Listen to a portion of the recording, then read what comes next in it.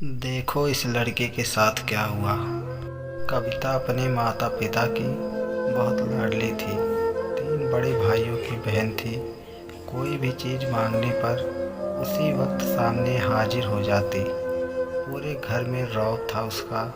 पूरे परिवार और नौकरों पर राजकुमारी की तरह हुक्म चलाती थी। कविता स्कूल में भी पूरा रौब था उसका। बड़े घर की लाडली जो थी वह। ऐसे ही उसने कॉलेज में दाखिला लिया। उसके ठाठ बाट बड़ी गाड़ी में आना जाना, हर दिन नया फैशन देखकर हर कोई उससे दोस्ती करना चाहता था। थोड़ी ही देर में उसके बहुत से दोस्त बन गए। पूरे कॉलेज में उसकी अपनी ही एक पहचान थी। इन दिनों उसके घर एक रिश्ता आया। खानदानी लोग थे और पापा की पुरानी जान पहचान थी।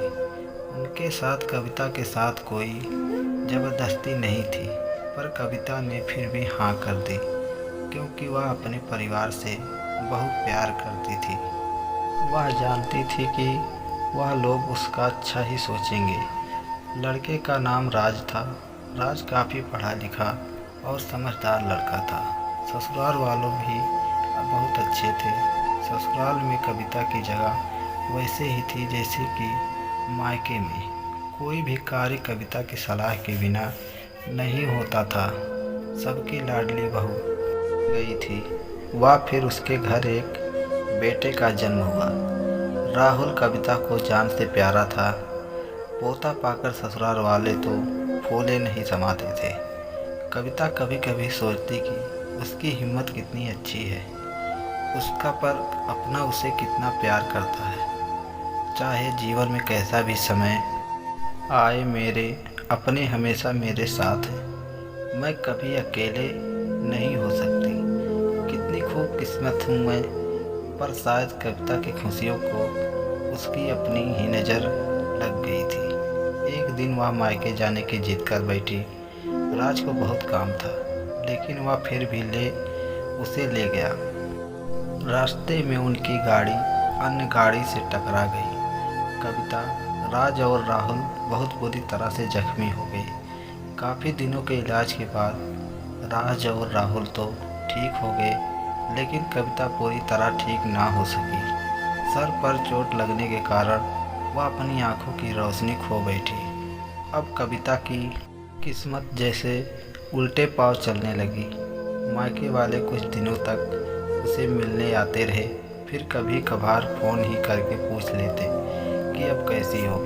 धीरे धीरे से सिलसिला भी कम हो गया।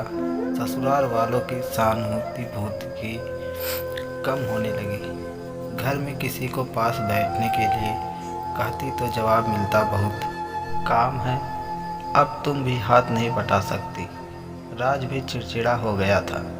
बस राहुल ही था उसके साथ, जिसके साथ हंसते खेलते उसका वक्त गुजरता। एक दिन कविता के हाथ से कुछ सामान गिर गया, जिसकी वजह से राहुल को हल्की सी चोट लग गई। कविता के सास ससुर ने राहुल को उससे अलग कर दिया कि कहीं उसके ना देखने की वजह से बच्चे का कोई नुकसान ना हो जाए। कविता अंदर से टूट चुकी थी। एक दिन उसने सबके सामने मायके जाने की इच्छा रखी, तो राज उसे तुरंत मायके छोड़ गया। जैसे ही वह भी यही चाहता था, लेकिन राहुल को उसके साथ नहीं भेजा गया। कविता कभी राहुल से दूर नहीं रहती थी, पर अपनी कमी के कारण उसने ज़्यादा बहस नहीं की। कविता को लगा कि वह 3-4 दिन वहाँ रहेगी तो थोड़ा हवा पानी बदल जाएगा, क्योंकि वह कितने दिनों से कहीं भी बाहर नहीं गई थी। घर वाले भी इतने दिनों बाद उसे देखकर कितने खुश होंगे। कविता के घर पहुंचने पर सब लोग बहुत खुश हुए। खाने में सब कुछ कविता की पसंद का ही बना था। उसने अपने मम्मी पापा और भाई भाभीियों से दिल खोलकर बातें की। उनके छोटे छोटे बच्चे भी बुआ के साथ घुल मिल गए थे। रात को सोने के वक्त जब वह कपड़े बदलने लगी तो उसे पता चला कि उसका बैग तो बहुत भरा हुआ था। वह सब समझ गई। वह बहुत उदास हो गई। कुछ दिनों तक सब ठीक रहा। फिर जैसे सब बदलने लगा, सबका व्यवहार बदल रहा था। वह लोग जैसे थक चुके थे, उससे सब लोग घुमा फिरा कर पूछने लगे कि राज कब आ रहा है, उसे ले जाने। वह बहाना बना देती, जबकि वह जानती थी कि उस घर से अब उसके लिए कोई जगह नहीं। कविता से चलते वक्त कुछ न कुछ नुकसान हो जाता, थोड़ी बहुत टोका टाकी उसे सुनाई देती, वह टाल देती। एक दिन उसके हाथ से लगकर एक कीमती फूलदान टूट गया।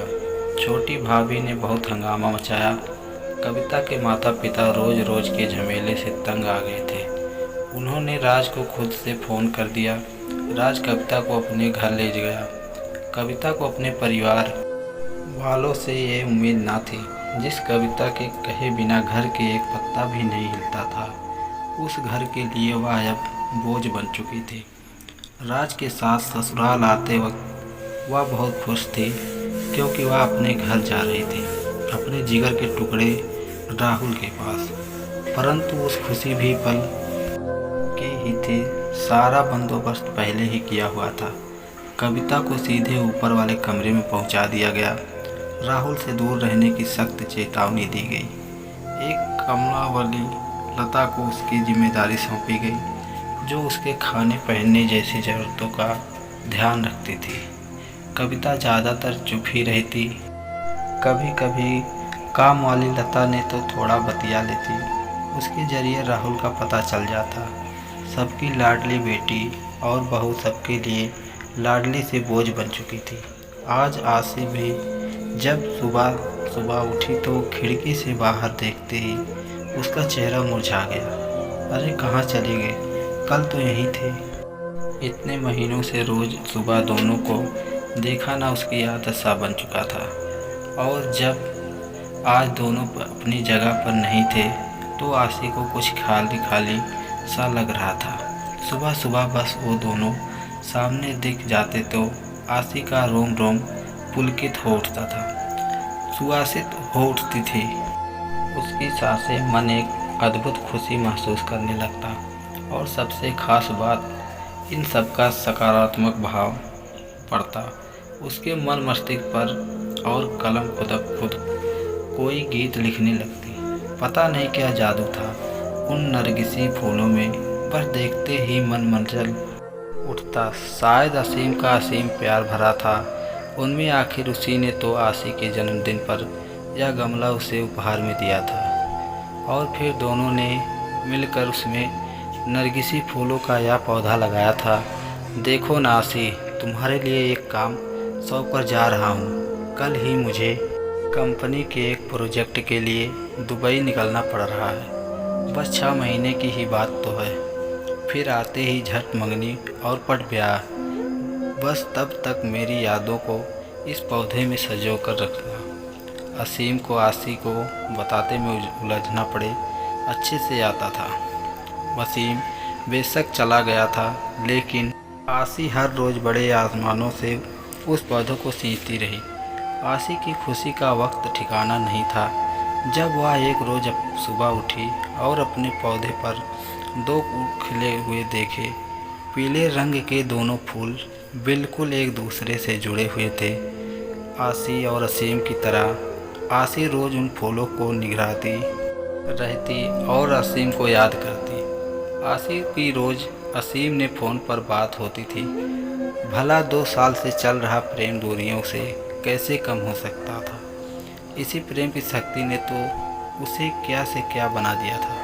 कभी किसी को चिट्ठी पत्रों में 2 अक्षर ना लिखने वाली आशा की कला आज नवरत्न चलते लगी थी। अपने जज्बातों की स्याही में भिगोकर क्या क्या ना लिख डालता था उसने। तेरे एहसास में खुद को ऐसे फना कर दिया हमने, ज़िंदगी बाकी ना बची, ना तेरे साथ और ना तेरे बाद।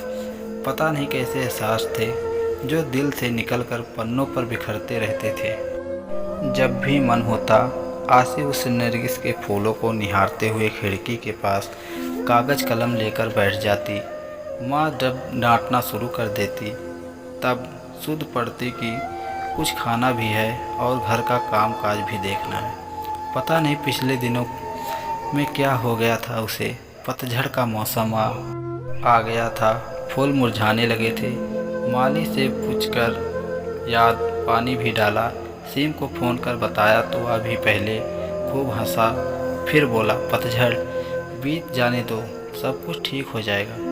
आसी फिर भी आश्वस्त नहीं हो पा रही थी। अब तो बसंत की बहार भी छाने लगी थी, चारों तरफ एक मिट्टी बयार बहने लगी थी, लेकिन फिर भी आसी को कुछ सही नहीं लग रहा था। आज भी उन फूलों को देखे बिना बेचैनी बढ़ रही थी। आसी कागज़ कलम फेंक कर बाहर गई थी और गमले के आसपास ही चहलकदमी करने लगी। कुछ समझ नहीं आ रहा था कि क्या हो रहा है। इसी सोच में उसे यह भी ध्यान नहीं रहा कि काफ़ी देर से बाहर की घंटी बज रही है। आसी कहाँ खोई हुई है। दरवाजे पर कहीं से घंटी बज रही है, ध्यान कहाँ है। माँ ने दरवाजे की ओर जाते हुए पूछा, इससे पहले कि आसी संभल पाती। दरवाजे पर असीम खड़ा था, मुस्कुराते हुए, हाथों में नरगिसी फूल किए। हमारे हिंदी स्टोरी एंटरटेनमेंट को सब्सक्राइब जरूर करें। धन्यवाद।